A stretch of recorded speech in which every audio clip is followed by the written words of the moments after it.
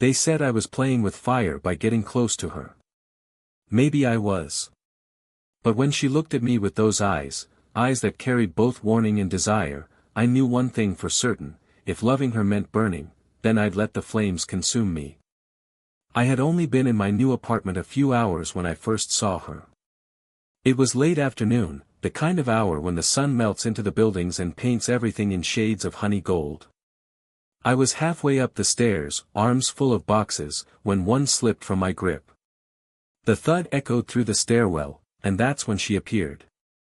She came down from the next floor, graceful and unhurried, as though she belonged to the light itself. Her hair caught the last of the sun, framing a face that carried the kind of beauty time doesn't take away, it only deepens.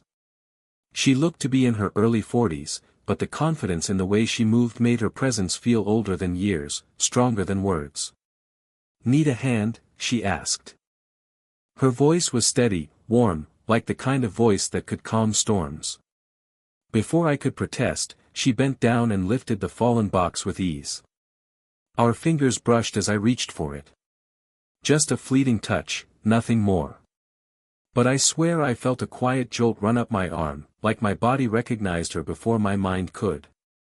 "Thank you," I managed, my voice catching slightly. Her lips curved into a small, knowing smile. "You're welcome, neighbor." Neighbor. The word stayed with me long after she walked back up the stairs, her perfume, subtle, elegant, still lingering in the air. I stood there, boxes pressing into my arms, wondering why the word suddenly felt heavier than it should. Later, as I unpacked, I caught myself glancing toward the wall we shared. Silly, maybe. But I couldn't shake the image of her eyes. There had been something in them. Something quiet and unreadable, like a story she didn't want anyone to read. When I finally stepped out onto my small balcony that evening, the city below buzzing with lights, I saw her again. Across the narrow divide, on her own balcony, sipping from a mug. She noticed me, gave a polite nod, and turned back toward the skyline. We didn't exchange words that night, but the silence carried something else, something heavier than conversation. And in that moment, I knew this was more than chance. This was the beginning of something that neither of us could yet name, but both of us could already feel. In the weeks that followed, I began to notice how often our paths seemed to cross. Not in ways that felt forced, but in the small rhythms of daily life. Morning coffee runs. The quiet shuffle of grocery bags in the lobby. Evenings when the air was soft and we both found ourselves on our balconies, leaning against the rail as the city wound down. At first, the conversations were light. She'd ask me about my work, and I'd tell her in the simplest terms I could, half because I didn't want to bore her, and half because I was more interested in hearing her speak.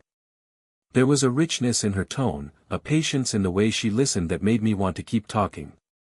One night, as the sunset spread itself across the skyline, she told me she used to travel often, Paris, Rome, places I had only read about. Her words carried both pride and a faint trace of loss, as though those cities still called to her in quiet hours. I didn't interrupt. I just listened, studying the way the fading light softened the lines of her face, how her smile flickered when she spoke of memories that clearly meant something. Sometimes, there were no words at all. Just silence. I'd be leaning on the railing with a cup of coffee, and she'd be across from me, eyes resting on the horizon. But the silence wasn't empty, it was charged. The kind of silence that makes your chest tighten, because you're aware of every detail. The faint clink of her mug against metal.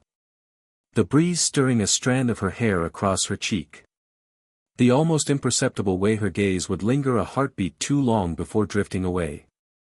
I found myself looking forward to those moments. To the brush of her presence in passing. To the warmth of her voice greeting me in the hallway. To the weight of her eyes, even when she pretended she wasn't looking.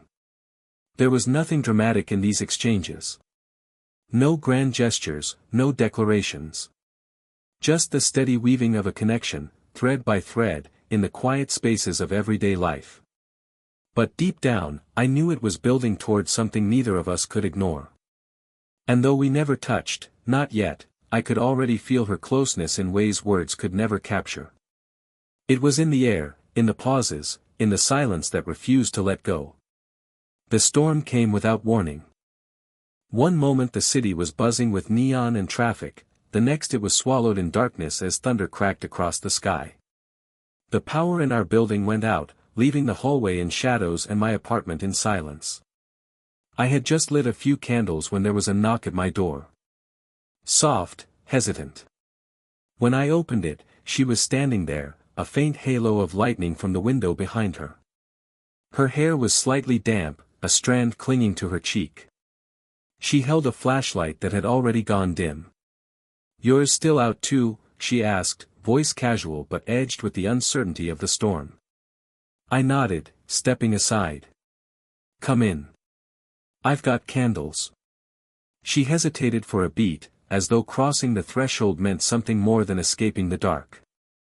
But then she stepped inside, her presence immediately filling the quiet space. We sat across from each other at the kitchen table, candles flickering between us. The storm pressed itself against the windows, rain drumming a steady rhythm while thunder rolled in the distance.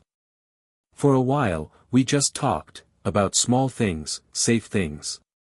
But every flash of lightning seemed to strip away a little more of the caution between us. At one point, she reached for a candle to pull it closer, and her hand brushed mine. Just the lightest touch, but it was enough to make the world stall. Her skin was warm, softer than I'd imagined, and instead of pulling back immediately, her fingers lingered against mine. We both froze.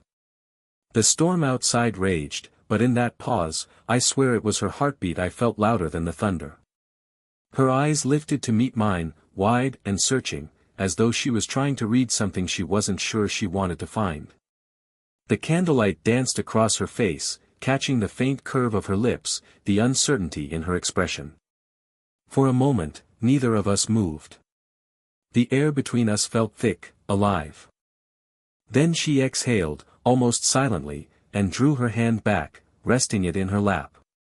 The spell broke, but the heat of that touch remained. We carried on talking, as though nothing had happened. But every word after that felt different. Every silence between us heavier, harder to ignore. And when she finally stood to leave, thanking me softly for the candles, I knew this night had changed something. It was no longer just neighborly encounters or casual glances. Something had shifted, something neither of us could pretend away anymore. The morning after the storm, the air in the building felt different.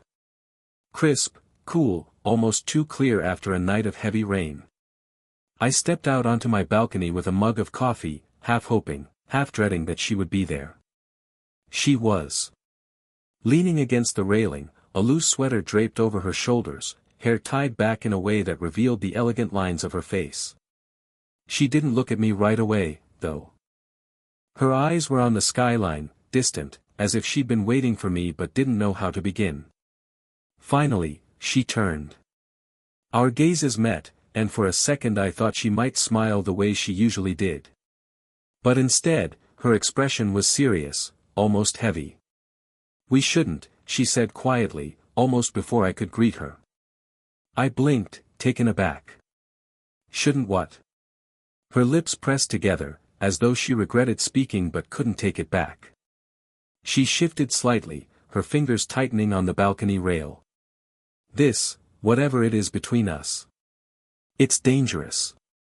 I didn't answer right away. I could hear the nervous edge in her voice, see the flicker of conflict in her eyes. She was trying to be firm, but the way she couldn't quite hold my gaze gave her away. "You're playing with fire," she continued, her voice steadier now, though quieter than before. The words carried a warning, but also something else, something closer to confession. The cool morning air brushed against my skin, but all I felt was the weight of her words.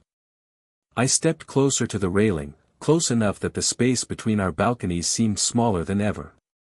"And if I am?" I asked softly. Her breath caught, barely audible, as if I'd said the one thing she didn't want me to. For a moment she just looked at me, her eyes dark and searching, torn between reason and something she was trying hard to deny. The city around us carried on, cars humming below, birds cutting through the sky, but up there, on that quiet stretch of balcony, it felt like we were standing on the edge of something fragile and uncharted. She didn't answer. Instead, she looked away, wrapping her arms lightly around herself. It was a small gesture, but it spoke volumes. Protection. Restraint. A shield against a fire she knew was already burning too close. I wanted to reach across the gap, to steady her, to tell her I wasn't afraid. But I stayed where I was, letting the silence hold what neither of us could yet say. Because deep down, I knew her warning wasn't meant to push me away. It was her way of admitting she already felt it too. For days after her warning, she kept her distance. I would catch glimpses of her in the hallway or on the balcony, but her smiles were shorter, her words fewer. It was as if she had drawn an invisible line between us, one she was determined not to cross. And I tried, I really did, to respect it. But the truth was, I felt the absence of her more sharply than I had expected. The mornings seemed colder without her greeting, the evenings quieter without her laughter spilling softly into the air. One night, it all came undone. I had been out late, the weight of the day heavy on my shoulders, when I returned to the apartment building. The hallway was dim, lit only by the faint hum of a single overhead bulb. As I rounded the corner, she appeared at the far end, carrying a small bag of groceries. Our eyes met, and in that instant, the silence stretched long and unyielding. She looked tired, maybe even a little worn down, but when her gaze lingered on mine, something in her softened. We walked toward each other slowly, as if neither of us knew what to do once we closed the distance. When we finally stopped, it was right outside her door. She fumbled with her keys, her hands trembling just enough that the metal clicked against the lock but refused to turn. "Here," I murmured, instinctively stepping closer. Before she could protest, my hand covered hers, steadying it. Her skin was warm, her pulse quick beneath my fingers. For a moment, neither of us moved. The keys hung useless between us, the hallway narrowing to just the space where our hands met. She drew in a sharp breath, her shoulders stiffening as if she wanted to pull away. But she didn't. She stayed there, frozen in the pause, her hand resting beneath mine. The air was charged, thick with everything we hadn't said. Her perfume, faint, elegant, wrapped around me. I could hear the quick rhythm of her breath, feel the tension in her body leaning ever so slightly toward mine. My chest tightened. I wanted to tell her she didn't have to be afraid, that I wasn't going anywhere. But the words caught in my throat, too fragile for the moment. Instead, I just held her hand steady until the trembling faded. Slowly, she turned the key and pushed the door open. But before she stepped inside, she glanced back at me. Her eyes were a storm of fear and longing, warning and want. And in that glance, I knew, we were both already past the point of return. For 2 nights after the hallway moment, I barely slept. The memory of her hand beneath mine replayed over and over, her warmth, her trembling, the way her eyes had locked on mine before she slipped away. It was late evening when it finally happened. I had just stepped out onto the balcony, the city humming below, when I saw her again. She was already there, leaning against the rail, the glow of a lamp from inside her apartment brushing across her features. This time, she didn't look away. "You make this harder than it should be," she said, her voice carrying across the quiet space between us. I frowned slightly. "Harder?" She exhaled, almost like a laugh, though there was no humor in it. "You're young. You don't see the risk the way I do. People talk. They always do. And she paused, her hand gripping the railing until her knuckles paled. "I can't pretend it doesn't matter." I stayed silent, letting her words unravel. She wasn't pushing me away out of indifference. She was trying to protect something, herself, maybe me, maybe both of us. Finally, I said quietly, "It matters." "Of course it does. But so does this." Her eyes lifted to mine, searching, questioning, almost pleading for me to understand. "This is fire," she whispered. "It can burn everything down if we let it." The night air pressed between us, cool and sharp. My heart pounded in my chest, but I didn't waver. I leaned forward against the railing, my voice low, steady. "Then burn me." The words hung there, heavier than the silence that followed. Her lips parted slightly, her breath catching as though I had taken something she'd been guarding for too long and turned it into truth. For a long moment, she didn't move. I thought she might turn away, retreat back into the safety of her apartment. But instead, she slowly stepped closer, closing the distance across her balcony until she stood directly opposite me. Her eyes glistened, and for the first time, her mask of composure cracked. She reached out, not across the rail, not into my space, but to her own chest, placing a hand over her heart. Then, with a soft, trembling gesture, she extended her other hand outward, bridging the invisible line between us. I took it without hesitation. Her fingers curled into mine, fragile yet certain, her heartbeat racing beneath her skin. And in that fragile, perfect moment, I knew she had let the fire in too. That night, neither of us went back inside right away. We stayed there on our separate balconies, hands linked across the small divide, as though neither of us wanted to risk letting go. The city stretched out around us, alive with its usual noise, but in that moment it felt distant, like the world had finally quieted enough for us to hear what our hearts had been saying all along. Eventually, she gave my hand a small tug, subtle but certain. Without a word, I followed her through the sliding glass door into her apartment. Her space felt different from mine, warmer, lived in. Framed photos on the shelves, soft throws across the couch, the faint scent of vanilla and old books in the air. She moved around almost nervously, as though unsure of what to do now that she had let me in. I stepped closer, gently brushing my fingers against her arm to steady her. She froze, then slowly relaxed, her shoulders softening under my touch. When she finally looked up at me, the walls she had built were gone. Neither of us rushed. There was no need. She sat on the couch, and I joined her, close enough that our knees touched. For a long while, we simply sat in silence, the hum of the storm's aftermath faint in the distance, the steady rhythm of her breathing syncing with mine. At last, she leaned into me. Her head rested lightly against my shoulder, her hair brushing my cheek. I wrapped an arm around her, pulling her just enough to let her know she was safe here, with me. Her voice broke the silence, softer than I'd ever heard it. "I've been afraid of this for so long." I tightened my hold, pressing my cheek against her hair. "You don't have to be anymore." She sighed, and I felt the tension leave her body, melting into me as though she had been holding herself together for far too long. My thumb brushed lightly against her hand, tracing the delicate lines of her skin, grounding us both in the quiet certainty of the moment. We didn't need grand promises, or dramatic declarations. What we had was simpler, truer, two people choosing to step into the fire together, not because it was safe, but because it was real. As the night deepened around us, I felt her settle more fully into my side, her heartbeat steady against mine. And in that stillness, with her hand resting in mine and her breath warm against my chest, I knew, this wasn't the end of something forbidden. It was the beginning of something we could finally call ours. Some people spend their whole lives running from the fire, afraid of the risk, afraid of the burn.